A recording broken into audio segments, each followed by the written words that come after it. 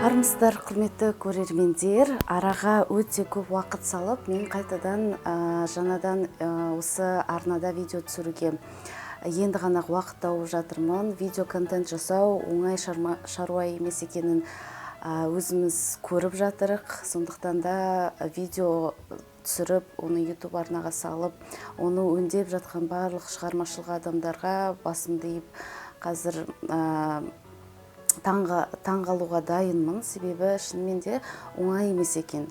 Оның үстіне үйде жұмыс істесек те уақыт табудың өзі қазіргі заманда мына заманның ағымына қарай бір қиыншылықтар туғызып жатыр. Дегенмен де менің қазір сіздерге айтатын жаңалықтарым бар, сіздермен бөлісетін кітаптарым, оқыған дүниелерім, жалпы көп теген фильмдерді, жаңағы бағдарламаларды сіздермен бірге талқылап, араларыңыздан осы бір тақырып арнасында әңгіме, дүкен құралатындай пікірлес достар тапсам ба деп едім. Қазіргі кезде мен қолымда бірнеше кітаптар бар. Оның ішінде оқыған кітаптарым мүмкін сіздерге әлі көрсетпеген де шығармын, көрсетіп үлгерген жоқпын. Соларды кішкене таныстырып өткім келеді. Одан кейін нақты мексикандық жазушының бір кітабын талдайтын боламыз, қысқаша ғана.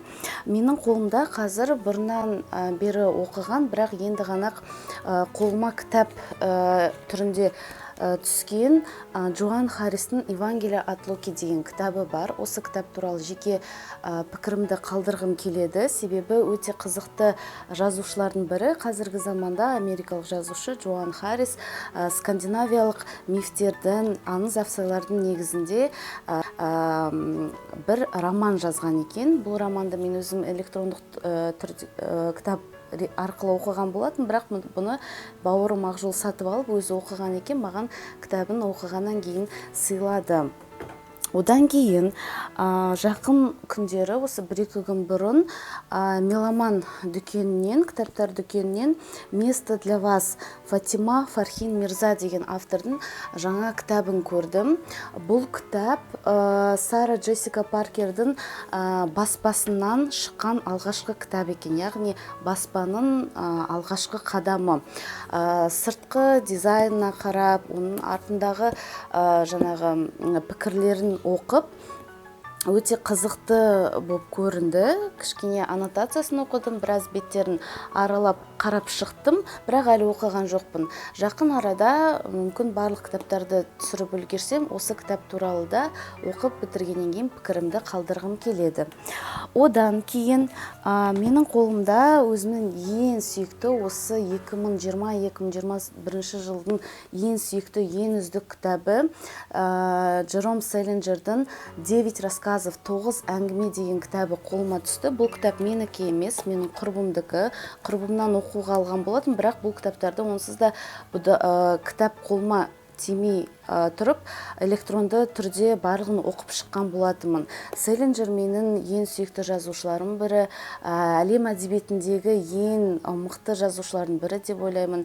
Әлем классикасында Толстойды, Диккенсті қалай дәріптесе, дәл солай Селлинджердің орны айрықша деп ойлаймын. Бұл туралы да бөлек әңгіме құрсақ деп болжамдап отырмын, бірақ Селлинджер туралы нақты мен бір мақала бастап едім. Сол мақаланы жақын арада қазақ әдебиеті немесе басқа да ұсыныс түскен басылымдарда жариялағым келіп отыр. Тағы да бір керемет тамаша кітап. Бұл қазіргі орыс прозасының бетке ұстар жазушылардың бірі Михаил Елизаровтың «Земля» деген кітабы шығып, осы кітапты мен көп іздеп Астанадан таба алмай жүріп, Қарағандыдағы Меломан дүкенінен сатып алдым.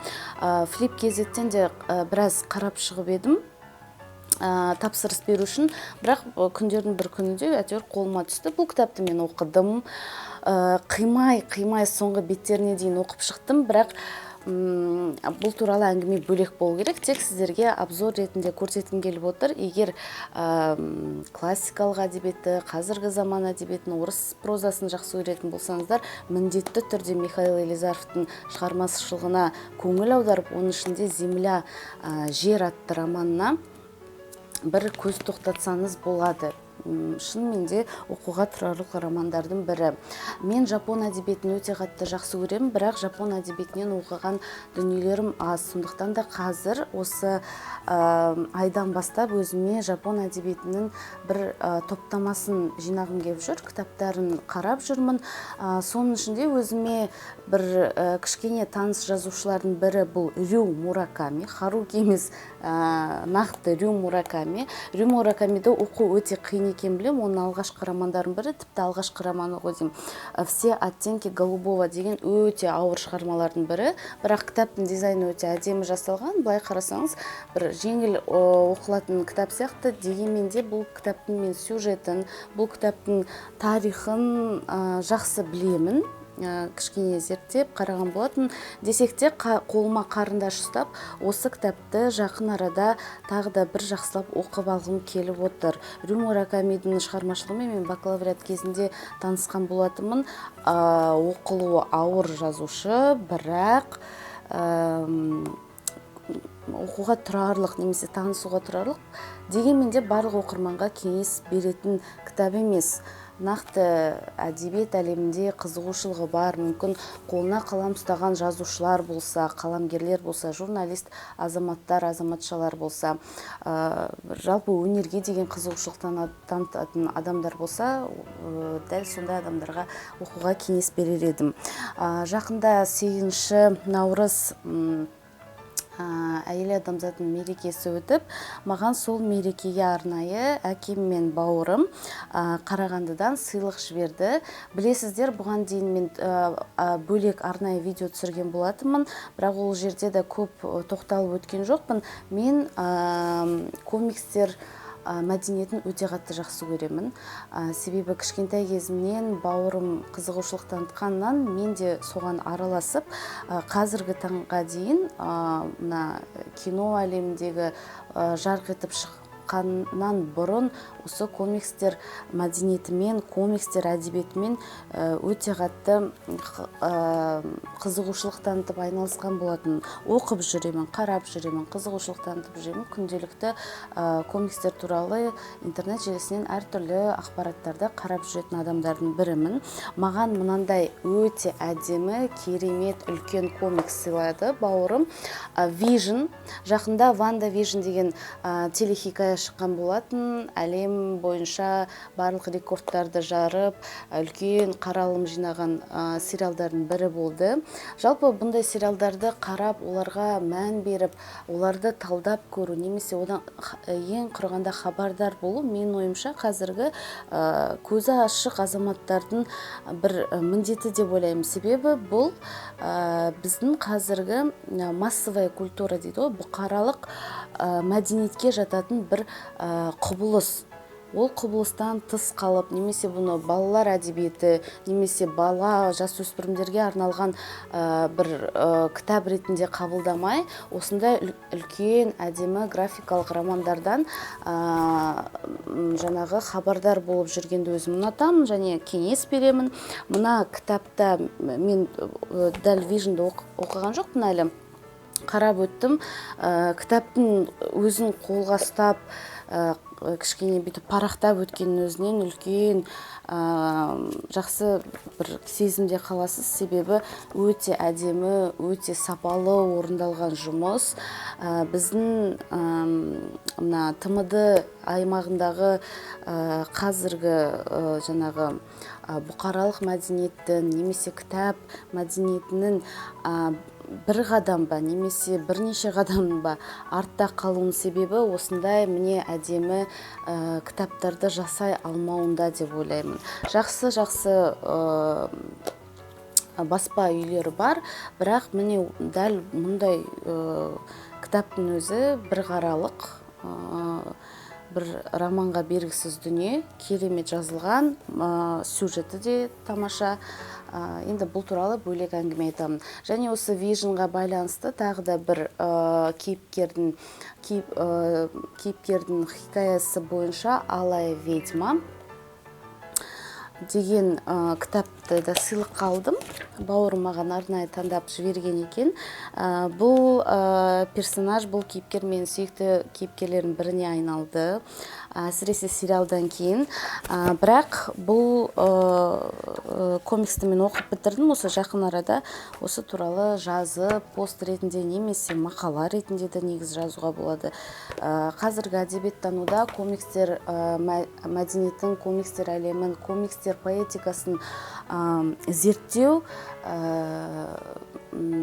жаңағы бір сондай қалай айтсам болады, перспективалық жұмыс деп ойлаймын. Себебі қанша дегенмен біз классикаға ғана діттеліп, немесе сол классика соқпағымен жазылған кітаптардың айналасынан тапталып шыға алмай жатсақ, онда біз ғылым ретінде де, ғылыми дүние ретінде де, мәдени даму ретінде де арта қалып қоюымыз мүмкін.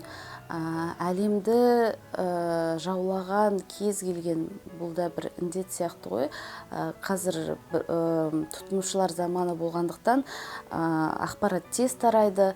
Соның ішінде кітап, жаңағындай комикстердің де ақпараты тез тарап, кейде оның жарнамалық дүние екенін біліп жатамыз. Дегенмен де мен енді әдебиетші ретінде ештеңеден қалмауға тырысып, осы комикстерді, кітаптарды барлығын қарап жүруге тырысамын. Шыны керек, тапқан еңбек ақымның жартысын, кейде жартысынан көбін осы кітаптарға жұмсаймын. Ал егер ондай жағдай бола алмай жатса, мен кейде кітап дүкеніне барып, 1-2 сағат жаңа кітаптарды парақтап, оқып отырғанды ұнатамын. Егер жаңағындай кітап сөрелеріңіз толып, кітап алуға мүмкіншілік болмай жатқанда, солай да істеуге болатын сияқты. Қаншалықты дұрыс екен білмеймін. Бүгін мен сіздерге өзімнің оқыған, өте қатты ұнатқан романдарымның бірі, және мен ойымша қазақ оқырманына қажет па білмеймін, бірақ жақын болатындай бір роман тапқан сияқтымын. Луис Альберто Уреа, мексикалық жазушы. Уреаның жалғыз ғана аударылған, оның өзі орыс тілінде «Дом падших ангелов» деген кітабын дүкеннен көріп, бірден сатып алған болатынмын. Бұл кітап туралы негізі ақпарат аз, интернет желісінде де, форумдарда қаншама қарадым. Ақпарат аз, бірақ мен өзім жақсы көретін бір әдебиетшілердің пікірі бойынша сатып алып оқыған болатынмын. Жалпы мен мынандай дүниені айтқым келеді. Мексикалық әдебиет, Латын Америкасының әдебиеті, Борхес, Кортасар, Маркес, ең көп оқылатын біздің аймақта, қазақ әдебиетіне бір жақындығын сеземін. Себебі Мексикалық әдебиет, Мексика, Латын Америка әдебиеті және қазақ әдебиетінде ортақ бірнеше нүкте бар. Мәселен, ол фольклорлық, немесе қалай айтсам болады, бір ортақ мотивтерге толы дүниелерді көруге болады. Мәселен, 100 жылдық жалғыздықты еске алыңыз. Ол жерде бір отбасының шежіресін тарқатып жазады. Нақты сюжетке тоқталмай қойын, бірақ бір үлкен шежіре байқаймыз романның желісі бойынша. Бұл осы шығыс халықтарына бір жақын дүние. Оның ішінде үлкен отбасыда өмір сүру, атасын, жаңағы үлкен әжесін, анасын, бауырларын, бірнеше бауыр, бірнеше ағайынды, ағайындылардың балалары, немерелері, шөберелері бәрі бірге ортақтасып тұратын бұл европалық әдебиеттегідей емес, дәл осы қазақ әдебиетіне жақын бір дүние сияқты, немесе қазақ дүние танымына, немесе бұл тек қана қазақ емес, жалпы түркі дүние танымына, өзбек әдебиетіне де жақын болуы мүмкін, қырғыз әдебиетіне де. Латын әдебиетін, мәселен, мен байқағаным, Ресейде де өте қатты жақсы көреді. Бірақ Ресей орыс оқырмандарына қарағанда, қазақ оқырмандарына Латын Америка әдебиеті әлде қайда жақынырақ болу керек сияқты. Себебі оқып отырғанда мен өзім сондай сондай бір ұқсастықтар көремін. Және сол отбасылық драмалар шиеленісу арасында сол алыста жатқан Латын Америкадағы ағайынның жағдайын бір айналамда көріп, өзімде сезініп, жақсы түсінетін сияқтымын. Бұл бір Құдайдың құдіреті. Алыста болсақ та, міне адамдарды біріктіретін әдебиет, сюжеттерге, мотивтерге назар аудара отырып, осындай дүниені байқадым. «Дом падших ангелов» романы, дәл бағана айтып өткендей, бір үлкен отбасының жанұяның хроникасы ретінде жазылған. Латын әдебиетіндегі ең таң қалатын дүние, мен бұны магиялық реализмге де жатқыза алатын сияқтымын, бірақ реализмге жақындау. Яғни бұл романда елестердің немесе бір магияның элементтері бар, бірақ оған таң қалуға жаңағы болмайтын сияқты. Бір елес көрінеді, бірақ бұл бізге үйреншікті дүние сияқты. Міне әдебиеттің құдіреті деген сол, оқып отырып, автор бізге шынымен магиялық дүниелерді сипаттайды, бірақ бұл бір үйреншікті дүние ретінде қабылдайсыз. Мәселен, мен өзім ойлаймын, мысалы қазақ әдебиетінде де жаңағы бейіттердің жанынан өткенде қол жаятын жаңағы мотивтер, немесе мынандай мотивтер бар, жаңағы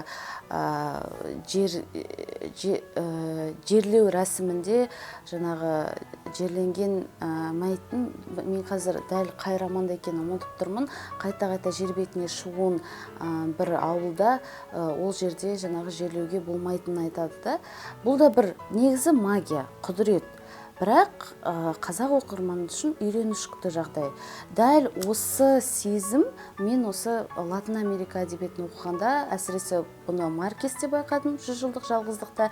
Енді міне жаңа Маркес деуге болады, негізі өте жақын Маркестің стиліне, бірақ дегенмен де жаңағы копия деп айта алмаймын. Өзіндік бір үні бар, өзіндік бір айтар мағынасы немесе дәмі бар кітаптың бірі болды. Бұл кітапты кім оқи алады? Жалпы кітаптан бір махаббат немесе трагедия іздейтін, жаңағы шытырман оқиғаны іздейтін адамдарға мүмкін қызықсыз болуы заңдылық, бірақ кітаптан жаңағы сөз арасынан мағына, философия іздейтін, стилистикасына тамсанатын, кітапты зерттеп, барынша зейінмен және дайындықпен оқитын оқырмандар болады. Көбінесе филология мамандары, журналистер. Негізі бұл филологтар және журналистер ғана ондай бір оқырман болмау керек. Жалпы қазақ оқырманы бәрі де сондай болса екен деп ойлаймын, бірақ қазіргі заманда бұл картинаның нашар болып тұрғанын өзім жақсы білемін. Дегенмен де кітап орысша тәржімаланған, бұл аударма өте жақсы жасалған деп ойлаймын. Негізі орыс тіліндегі аудармалар керемет жасалады. Қалай жұмыс істейтіндерін, неге дәл сондай аудармалар қазақ тілінде жоқ екен, мен үшін ол да бір магия, Құдайдың құдіреті. Дегенмен де міне осы кітапты мен орыс тілінде оқығанда бір орысша тілдің дәмі емес, нағыз мексикалық тілдің дәмін бір сезгендеймін, өзіме соны алғандай боламын, енді түсініп тұрған боларсыздар, демек адаптация өте жақсы жасалған деген сөз. «Дом падших ангелов» романында бір отбасындағы жаңағы үлкен отағасы және оның балалары, ең басын айтып берейін, спойлерсіз, үйдің үлкен анасы, яғни сол жүрген жас балалардың әжесі қайтыс болады. Сол жаңағы анасының өмірден озуына байланысты барлық ағайындар бір жерге жиналады. Тағы да міне, бір қызықты мотив.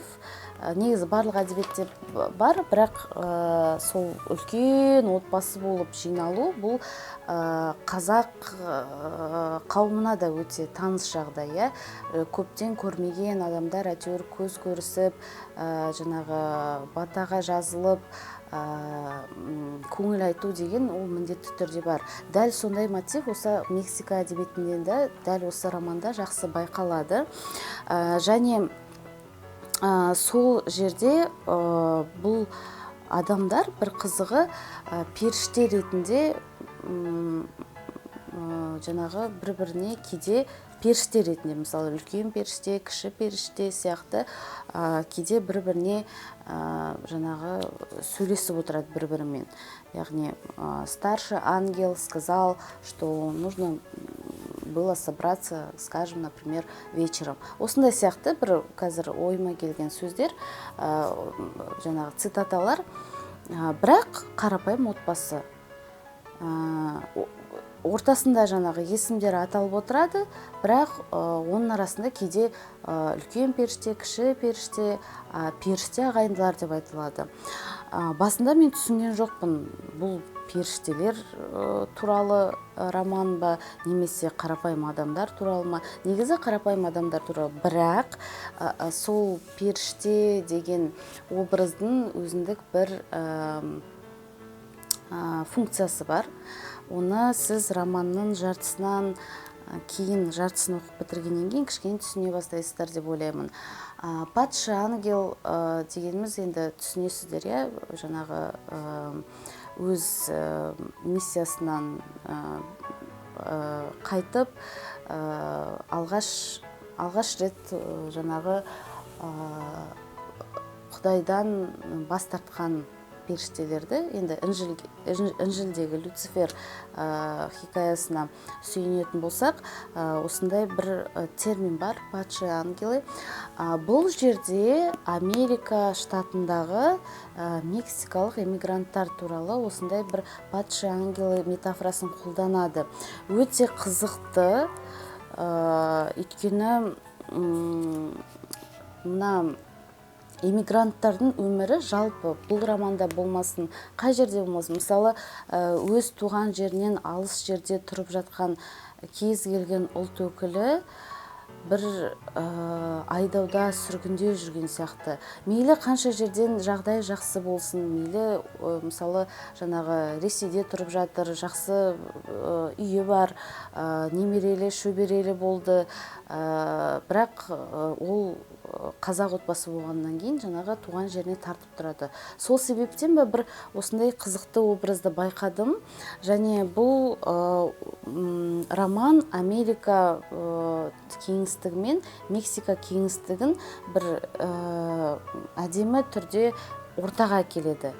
Әр үлкен қалаларда білесіздер, мысалы эмигранттардың өздерінің жаңағы райондары болады.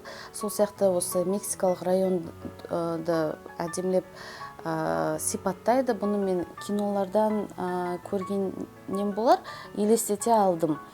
Мысалы, осы жақын арада мен YouTube арнасынан Ирандағы қазақтар туралы керемет бір видеоролик көрдім.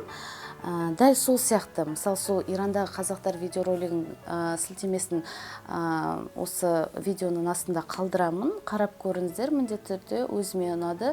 Сол Ирандағы қазақтар видеоролигімен осы романның бір байланысы бар сияқты. Бұл жерде де иммигранттардың, туған жерінен алыс қалған азаматтардың бір хикаясы баяндалады. Оның үстіне бұл бір-біріне алыс, таныс емес адамдар емес, бір түгел мен отбасы. Жеңгелері бар, келіндері бар, балалары бар, бір-бірімен араласқан бөлелер, нағашылар, жиендер. Міне осындай бір кеңістік персонаж деген қалай болады, кейіпкерлер, кешірім өтінемін, білесіздер, мен күнде орыс тілінен сабақ беретіндіктен кейде шатасып жатамын. Кейіпкерлердің жүйесі өте әдемі қолданып көрсетілгеннен кейін, бұл енді автордың жетістігі, осы роман бір әдемі колоритті саяхатқа айналған сияқты. Мәселен, мысалы қарасаңыздар, міне бірінші беттерінен кейін, алғашқы беттерінен кейін осындай шежіре берілген. Міне, нағыз қазақтың шежіресі сияқты әдемілеп белгіленген. Негізі бұл идеяны мен өзім қолданған болатынмын. Маркестің кітабын оқығанда, 100 жылдық жалғыздық, ол жерде кейіпкерлердің қайталана береді ғой. Соған шатасқаннан кейін мен өзіме осындай карточкалар жасаған болатынмын студент кезімде. Ал мына жерде дайын түрде шежіре беріледі. Яғни романды бастамай тұрып, сіз осындай шежірені қарап оқып алуға, кейде романды оқып отырып, осы шежіреге конспект ретінде қарап отыруға болады, сонда шатаспайсыздар. Бұл жерде әрине бірақ есімдер қайталанбайды, дәл Маркес сияқты жазбаған, бірақ соған бір жақындығы бар. Бірақ сюжетті мен толық айтқым келмейді, тек қана міне сіздерге қазақ тілінде контент іздеп, кітап оқитын, және кітапқа міндетті түрде қазақ оқырманы ретінде көзқарас қалыптастыратын, шетелдің кітабын, шетел әдебиетін, нақтырақ айтқанда шетел әдебиетін, шетелдің көркем әдебиетін оқи отырып, қазақ үшін бұл қандай шығарма деген сияқты сұрақты алға тарта отырып оқитын адамдарға мен міндетті түрде осы Луис Альберто Уоррен «Дом падших ангелов» деген романын оқуға кеңес берер едім. Жалпы Мексика әдебиеті туралы. Мексика әдебиетінің ең мықты тұсы ол әрине де фольклор. Халық ауыз әдебиеті. Мексика әдебиеті жалпы колонияға, отаршылдыққа дейінгі жаңағы кезеңін көбінесе лирикалық жаңағы қаһармандық жырлармен жаңағы танымал болады. Ол жырлар қазіргі уақытқа дейін өте жақсы сақталған. Мен білуім бойынша, осы оқыған, іздестірген мағлұматтар бойынша, одан кейін отаршылдық заманында да жаңағы әдебиет дамиды, бірақ көбінесе Мексика әдебиеті отаршылдық заманда, одан кейін тәуелсіздікке арналған, тәуелсіздік үшін ұйымдастырылған соғыс замандарында Мексика әдебиеті өте көп саяси жаңағы орамдарға тап болады. Яғни саясат тақырыбы бірінші орында болады. Бұл мен өзім, жеке өзім ойымша, бұл жақсы дүние емес. Әдебиет қанша дегенмен бос болу керек, саясаттан тыс болу керек деп ойлаймын. Әдебиет адамдардың әлемдегі, ғаламдағы бір өте маңызды сұрақтар бар, сол сұрақтарға жауап беру керек. Мәселен, біздің кеңес дәуіріндегі әдебиетте дәл сол себептен жабық дүние болып қалған. Көбісі керемет жазушылар, потенциалы үлкен жазушылар соғыс тақырыбында жазып кетті. Мексика әдебиеті туралы кішкене бір-екі ауыз сөз айттым. Міндетті түрде қарап көріңіздер. Қазақ оқырманы үшін, қазақ әдебиеті үшін мексикалық авторлар, мексикалық жазушылар, әсіресе тәуелсіздік алғаннан кейінгі жылдары жазылған дүниелер міндетті түрде көңіл аударуға тұрарлық бір құбылыс деп ойлаймын. Оның ішінде тағы да бір айта кететін жағдай, 20 ғасырда эссеист Октавио Пас Нобель сыйлығын алады екен. Өзіме жазып алдым, бірақ мен Октавио Пастың ешбір шығармасын оқымаған екенмін. Десек те, сол авторды да қарап көріңіздер. Және тағы да бір өте қызықты жағдай, мына мексикалық әдебиеттен байқағаным, фильмдерден, кейбір бір бағдарламадан байқағаным, өлілер күні тойланады. Ол өлілер күні, мысалы Тайна Коко деген мультфильм бар, Pixar түсірген, немесе Disney түсірген, есімде жоқ. Сол жерде әдемілеп көрсетеді. Бір күн адамдар өлілердің, яғни аруақтарға арнап жаңағындай үлкен шара ұйымдастырады. Бұл мереке болып саналады. Бұл америкалықтардың Хэллоуины сияқты қорқынышты немесе мағынасыз бір дүние емес, шынымен де үлкен терең мағыналы, яғни отбасыдағы мына ата-бабамен байланыс, балалармен байланыс, жалпы отбасылық байланыс туралы дәріптейтін бір шара, мереке. Бұл бір магиялық та сипаты бар өзінше.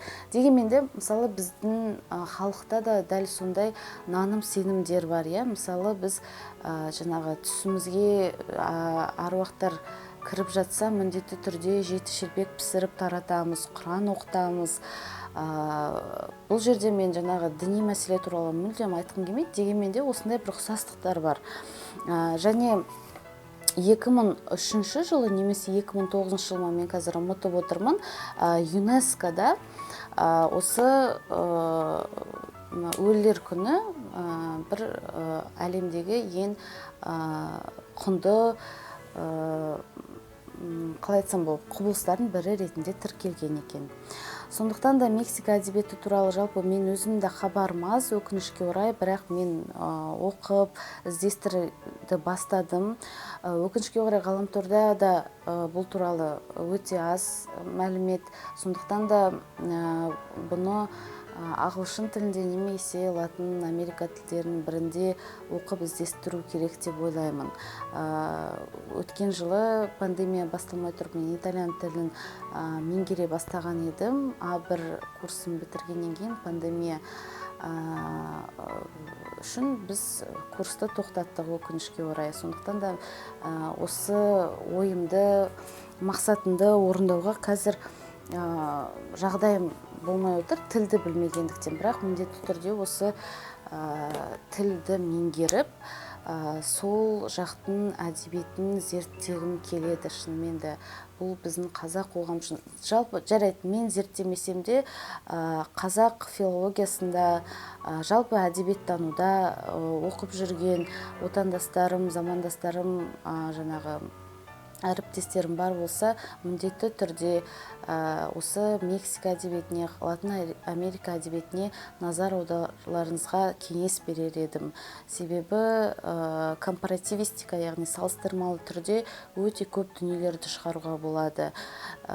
Қазақ оқырмандарын Латын Америка әдебиетімен жақындастыруға болады. Мүмкін, мысалы, сол негізде бір алтын көпір орнатуға болар еді. Бұны мемлекеттік деңгейде де шығаруға болады. Тек қана шабыт және жаңағы, қалай айтсам болады, ұлттық қуатымыз, адамгершілік қасиетіміз соған жетіп жатса. Әзірге бүгін тамам. Қазір мен бірнеше роликті тағы да түсіріп өтемін. Енді апта сайын бір роликтен немесе шамам келіп жатса, бір-екі роликтен міндетті түрде сіздерге кітап туралы айтып түсіріп отыруға уәде еткім келеді. Көреміз. Аман болыңыздар, ауырмаңыздар, кітап оқып, жақсы кино көріп, жақсы бағдарламаларды қарап, талқылап, өміріңізді мәнді де сәнді өткізуге тілектеспін. Сау болыңыздар.